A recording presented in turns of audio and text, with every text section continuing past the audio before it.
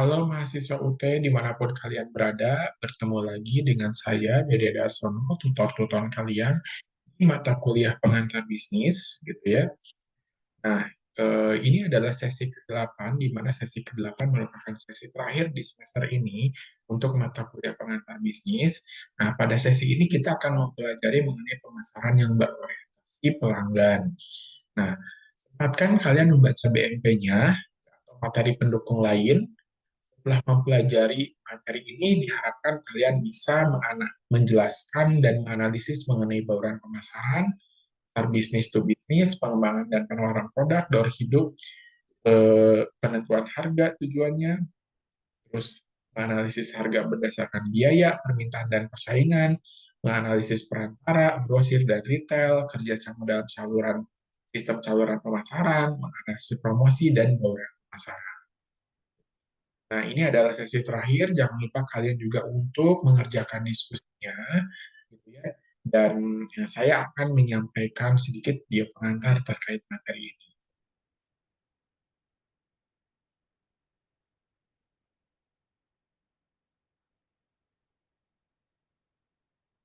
Oke, seperti yang Anda lihat, gitu ya, dalam eh, materi bahwa saat ini kita akan membahas tentang pemasaran berorientasi pelanggan.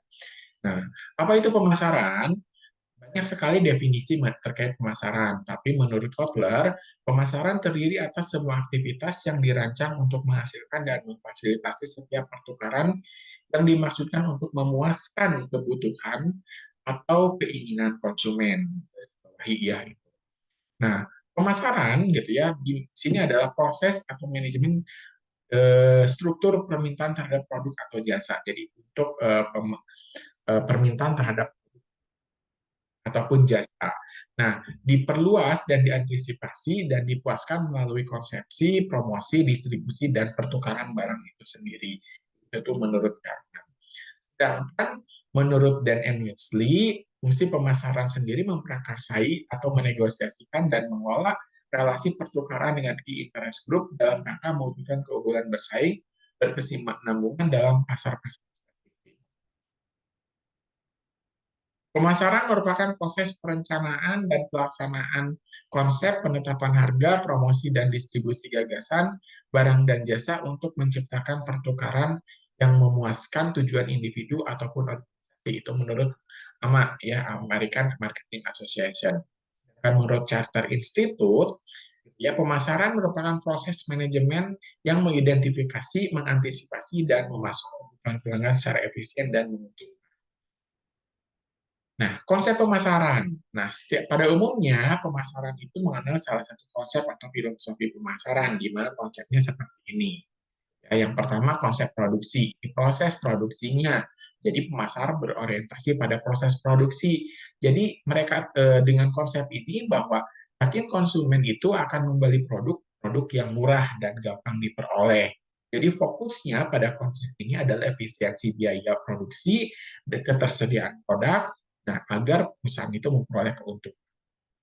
Sedangkan konsep produk, tadi konsep produksi, yang ini konsep produk, di sini beranggapan bahwa konsumen itu lebih menghendaki produk-produk yang memiliki kualitas, gitu ya. Jadi kalau tadi anggapannya bahwa proses produksi, yakin bahwa konsumen itu membeli produk yang murah dan gampang diperoleh.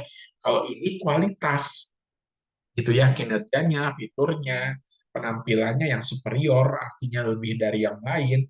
Konsekuensinya di sini bahwa produk itu harus punya inovasi dan pengembangan serta kualitas yang berkesinambungan. Yang ketiga adalah konsep penjualan. Jadi konsep produksi, konsep produk. Yang ketiga konsep penjualan. Nah, sudah jelas karena di sini adalah targetnya penjualan, maka yang menjadi tujuan utamanya adalah laba. Jadi pemasar beranggapan bahwa konsumen harus dipengaruhi, perlu dibujuk agar penjualannya meningkat. Sehingga yang menjadi konsep di sini fokusnya tujuan utamanya laba, maka kegiatannya itu meliputi teknik-teknik penjualan, kegiatan promosinya lebih intensif, lebih agresif untuk mempengaruhi konsumen agar mereka mau membeli. Di sini kita lihat, jadi konsep penjualan, tadi kan ada konsep ini ya, yang ketiga. Konsep penjualan, titik awalnya itu adalah dari si pabrik atau si manufaktur atau produsennya. Sehingga tujuannya sendiri adalah laba, di mana fokusnya mereka tetap ke penjualan, gitu ya. Yang dipakainya adalah promosinya, cara menjualnya, teknik-tekniknya di sini. Nah, yang keempat, konsep pemasaran. Berbeda dengan tiga konsep sebelumnya, gitu ya. Kalau di sini di pemasaran, jadi kalau kemarin tadi kan tiga konsep tadi pada lingkungan internal nih. Nah, kalau konsep pemasaran sendiri orientasinya pada pelanggan. Kalau tadi kan konsep produk orientasinya ke ke produksi, kalau produksi ke proses produksinya, kalau ke produk ke produknya, penjualan ke labanya. Nah, kalau konsep pemasaran orientasinya pada lingkungan eksternal, gitu ya, yaitu ke pelanggan. Anggapan bahwa konsumen kalau dia tuh bersedia membeli produk yang mampu memenuhi kebutuhan dan keinginannya serta memberikan kepuasan bagi si konsumen. Fokusnya di sini, gitu ya, dalam rangka tujuan pemasaran, jadi dia berusaha untuk memuaskan pelanggan melalui pemahaman perilaku konsumen yang menyeluruh, gitu ya, dijabarkan dalam kegiatan pemasaran yang terintegrasi, di mana kegiatan fungsional lain dengan fungsional lainnya seperti operasi, keuangan, personalia, riset, dan lain-lain. Jadi lebih efektif dan lebih efisien dibandingkan para pesaing.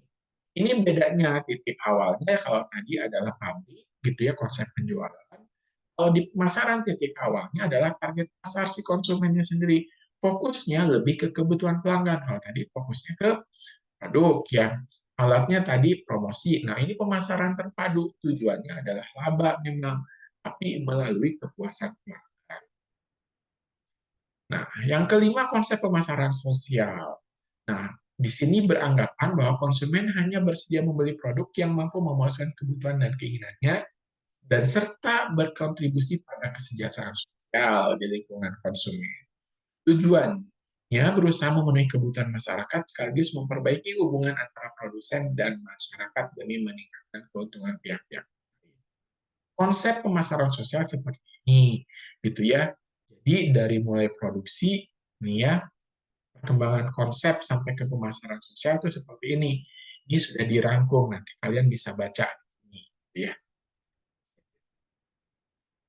Apa itu social marketing? Ring pemasaran gitu ya. Marketing ini adalah menggunakan prinsip marketing dan teknik untuk mempengaruhi target audiens atau konsumen gitu ya. Dan mereka berusaha agar mereka berusaha menerima secara volunteer, artinya secara sukarela, baik itu menerima ataupun menolak gitu ya, atau memodifikasi sehingga mereka akan tahu benefitnya secara individu, grup ataupun society.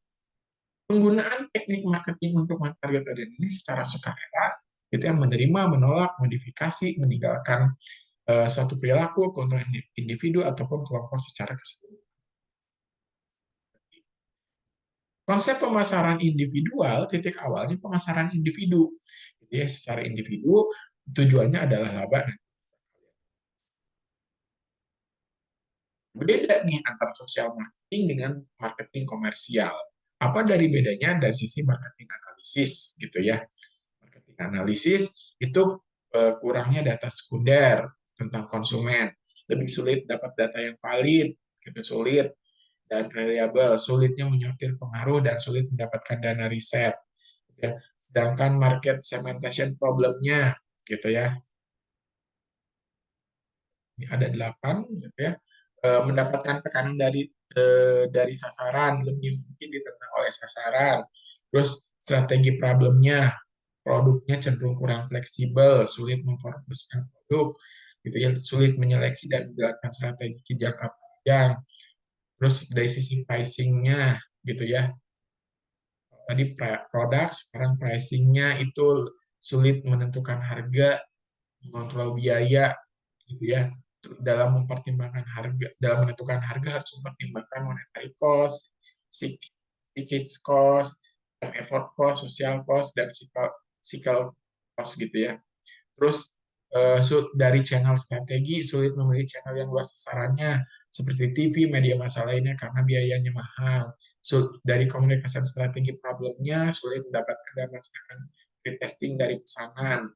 Terus organisasi desainnya bagaimana, kurang profesional dan kurang dipercaya nih gitu. Nah, evaluasinya gitu ini sulit menentukan ukuran yang efektif, sulit juga memperkirakan besar sumbangan masyarakat untuk membantu. Nah, tahapan perubahan perilaku sosial yang berhubungan dengan kesehatan nih. Cognitive change, action change, gitu, perubahan pengetahuan tentang kesehatan, dan ini juga tentang apa namanya itu action change-nya gitu ya, behavior-nya, value-nya. Nah, marketing mix gitu ya. Marketing mix itu ada empat P, 4P.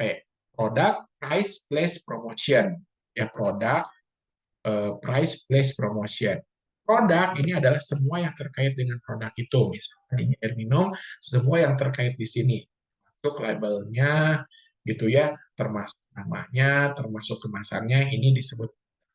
Price ini harga yang melekat pada produk ini. Berapa harga ya untuk mendapatkan sebuah produk. Place ini adalah tempat distribusinya, gitu ya. Jadi tempatnya ini mudah dijangkau atau tidak, gitu ya, atau lebih dekat tidak dengan konsumen. Promotion ini adalah tekniknya untuk memperkenalkan produk ini, gitu ya, agar dikenal luas oleh masyarakat. Nah, kalau untuk jasa, marketing mix-nya ada 7. Tambahannya ada people, physical evidence, dan proses. Ini jasa, kenapa ada 7? Gitu ya. Di sini, kalau jasa itu kan dia tidak terlihat. Artinya bahwa langsung dirasakan saat itu. Contohnya adalah refleksi. Refleksi, gitu ya. Pertama, nama produknya itu refleksi, artinya jasa refleksi, gitu ya. Harga reflektif tersebut, tesnya adalah tempat dilaksanakannya. Refleksi tersebut, promotion adalah proses untuk mempromosikan refleksi tersebut. People, nah, kenapa ada people? Karena ada orang yang mengerjakan jasa tersebut, di mana people ini adalah mengembangkan refleksinya. Physical evidence adalah produk yang menyertai eh, jasa tersebut, bukan produk yang ini ya. Kalau produk ini adalah produk tadi namanya refleksi jasanya. Nah, physical evidence adalah produk yang menyertai jasa refleksi, misalkan minyak kulitnya, pewanginya, dan lain sebagainya. Proses adalah proses pengerjaan jasa tersebut, gitu ya, sehingga ini menjadi satu kesatuan yang memang apa namanya harus ada dalam proses marketing. Kegiatan pemasaran jasa gitu ya meliputi nih ada tentang kesehatan gitu ya, dari mulai kesehatan masyarakat, petugas, nanti bisa. Pola pikir dalam social marketing kedua, satu dia menjualan menekankan pada penjualan produk, yang kedua menyangkut ide gitu ya. Kalau dalam produk, penjualan produk gitu ya, produk dengan brandnya membawa manfaat seperti Oralit dan lain sebagainya. Kenapa menjual produk sekaligus subsidinya murah? Tanpa pola menjual produk. Ini contohnya nanti bisa kalian baca, gitu ya. Penjualan ide. Ini yang dijual, contohnya kurangi konsumsi garam dan makanan berlemak, gunakan sabut pengaman. Nah, itu adalah contoh pola penjualan. Ya, kalian baca. Nah, syarat sosial marketing yang efektif, mulai mengerti, paham apa yang dibutuhkan, yang diinginkan oleh klien, lakukan riset, lakukan segmentasi khalayak sasaran, lakukan advokasi, ya, dan kembangkan pesan yang sederhana, gitu ya, dan tidak kompleks. Oke, lakukan pretest, melakukan unsur-unsur lain dari marketing mix, gitu ya, perkuat komunikasi dan bangun jaringan. Terus terakhir adalah paling penting yang menyebabkan banyak usaha marketing campaign gagal adalah continuity dan sustainability. Gitu ya. ini seperti ini. Continue gitu ya. Contohnya ini gitu ya. Dia continue dan sustainability gitu ya. Ini kalian baca ya. Oke. Itu untuk pertemuan kita di akhir semester ini. Saya ingatkan kalian tuntaskan semua tugas-tugasnya gitu ya, diskusi termasuk apa namanya yang lain-lainnya, dan saya ucapkan selamat menempuh UAS, semoga nilai kalian baik ya, dan sampai bertemu di semester selanjutnya. Oke, semoga kalian sukses. Sekian dari saya. Mohon maaf apabila dalam satu semester ini banyak kekurangan, gitu ya. Saya doakan semoga kalian sukses di pendidikan. Terima kasih, sampai jumpa.